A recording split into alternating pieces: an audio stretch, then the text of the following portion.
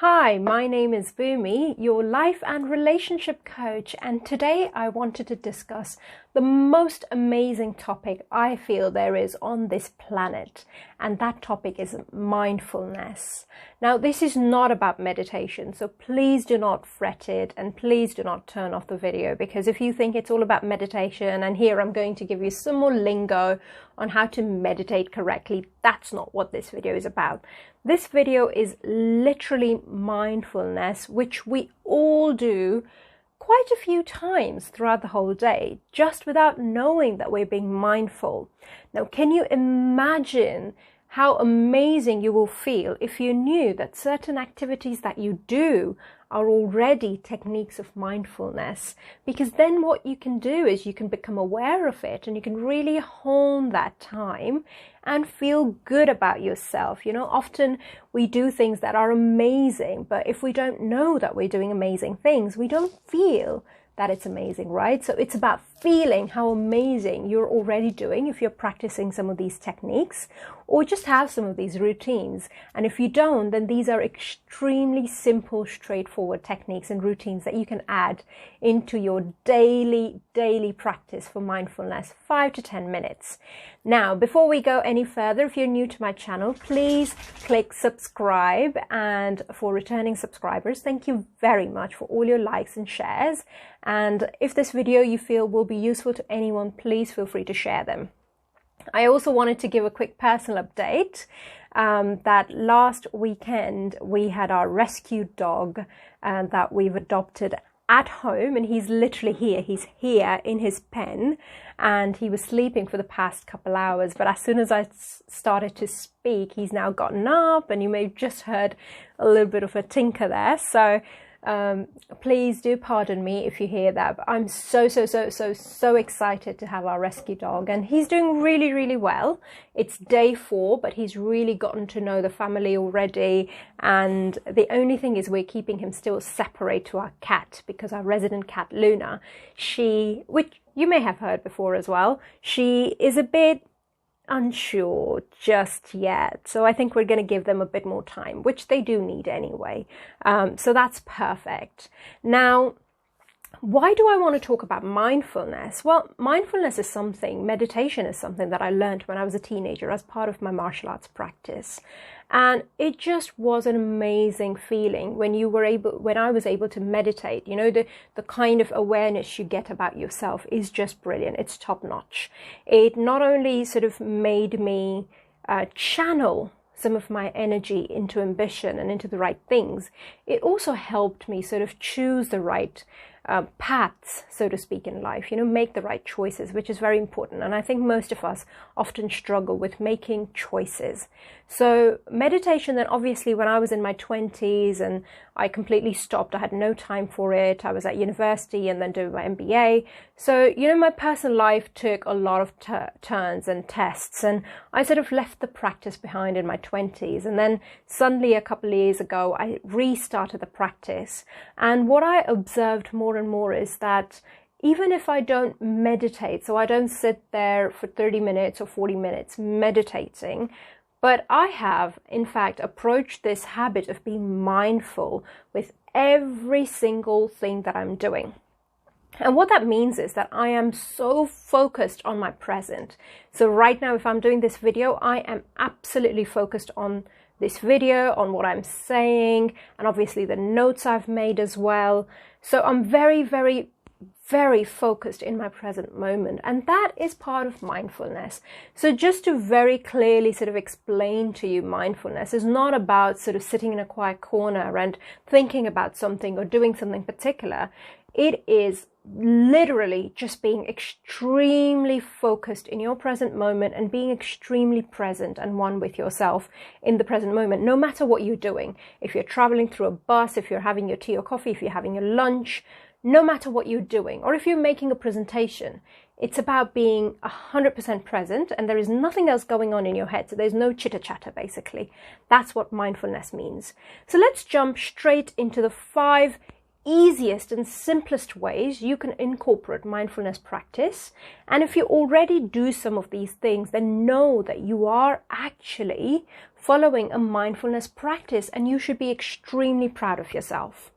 So the first way is waking up grateful. I know it can be difficult sometimes to wake up grateful because you may have aches and pains, you may have kids who are wanting your attention quite early, but find 5 minutes, whether it's when you're having your breakfast or when you're in the shower or just when you're still in the bed and your alarm's gone off, give it a 5-minute snooze and just focus on yourself, your body, your mind, your energy, your surroundings, your home, everything that you want to be grateful for, right? And sometimes if you're struggling to be grateful for other things that you have or other people in your life, you can still always be grateful for yourself and the fact that you can breathe. Because let's not forget, many people don't wake up to have another chance at life. So you have to absolutely grab that moment and be grateful to the fact that you're alive. You've got another day and another shot at life. So just wake up grateful. And even if you practice this between 2 to 5 minutes each morning, you are going to drastically, within 4 to 5 days, change the way your whole day turns out. I am not overselling this. So try it. And if it works, leave me a comment. If it doesn't work, leave me a comment. Let me know why it didn't work and maybe I can help you work with it. Okay, now I've just noticed that Rocky, my dog, has started to snore because he's fallen back asleep. So if you do hear snoring, it's not me, I promise, and it's not my poor cat. All right, so the second thing I want you to do is start with having, the time. As I said, when you wake up grateful in the morning, the second thing is to create or collaborate and find some time that before you sort of get to work, you've got yourself a 5-minute or 10-minute sort of a peace of mind where you're just sort of feeling yourself. You're feeling, for example, if you're having a coffee, you're feeling your coffee and how it tastes and the texture and everything else. If you've gone for a walk, then you're feeling that. So again, give yourself 5 to 10 minutes a day, anything that you're doing through the day. I am so embarrassed. He is snoring. But there we go. He's a happy dog, it seems. So just give yourself those 5 minutes a day.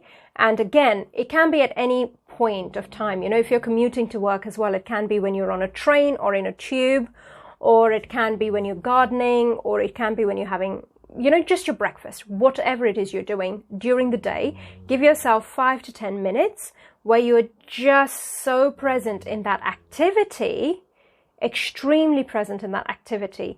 And that presence is mindfulness. Third thing is eat your food very, very mindfully. No matter the meal of the day, start to feel the taste and the ingredients and the texture and how it feels and what does it feel when it actually is in your belly, and how do you feel about your food? Because this will help you in 2 ways. One, it will give you an extremely positive relationship with food, and 2, it will help you lose weight, especially if you are someone who is constantly trying to or wants to lose weight for whatever reason, right? I always say be happy with yourself, your body, your mind, your spirit, the way you are. But if you are looking to lose weight, then absolutely start eating mindful. It will, when you're eating mindfully, you become full quite quickly, and because you're so observant of what you're eating, right? So you're very full, and that in return helps you basically to lose weight as well. Isn't that magic? It is. Number 4 is work out or go for a walk with your pet or do some yoga. Or if you don't have time for any of those, when you are cooking, just crank up some music and have a little jiggle, have a little dance, even if it's just to 1 or 2 songs. The whole point of this is to just move about a little bit and move your energy, because when you move yourself and you move your energy, you're allowing your chi, so your energy basically to rejuvenate itself, right? So like we use like creams or, hair products and things to help our skin and our hair and our nails, it is extremely important to rejuvenate the energy around us, because this is a scientific fact that we are energy matters, and there is a lot of energy and vibration in and around us, especially from other people as well. So move about for 5 minutes, okay? If you can, just have a little dance, or, you know, include your hubby or your wife on this as well. Have a little lovely romantic dance, or just go for a run, or, you know, go for a walk with your pet. That always helps, because you're getting fresh energy and you're sort of completely changing your chi. And the fifth one, which can be one of the most difficult steps, is sleep gratefully.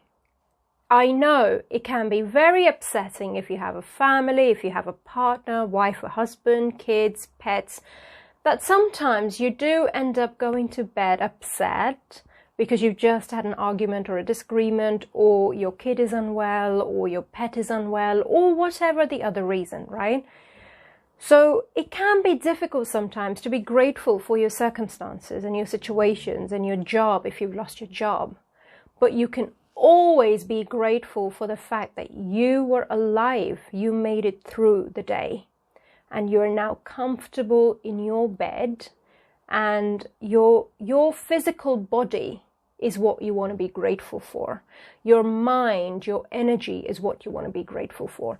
Even if you can just be grateful for yourself, again, do it 3-4 days, and you will start to see you wake up a lot fresher and a lot better as well, in a great mood as well. For whatever reason, it just works, because the last thing you do before going to bed is very, very important in how your subconscious prepares you for the next day.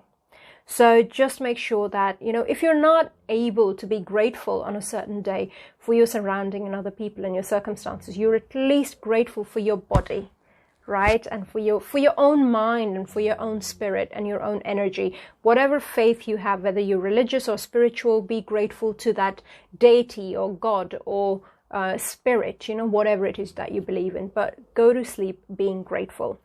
I hope this video has helped. If you are new to my channel, once again, please subscribe. And if you have liked this video and if you feel that this may be useful to someone, please like it, comment and share it. The whole aim of my videos is to help as many people as we can, as quickly as possible. COVID and 2020 has not made it easy. So I hope you've enjoyed it. Thank you for your time.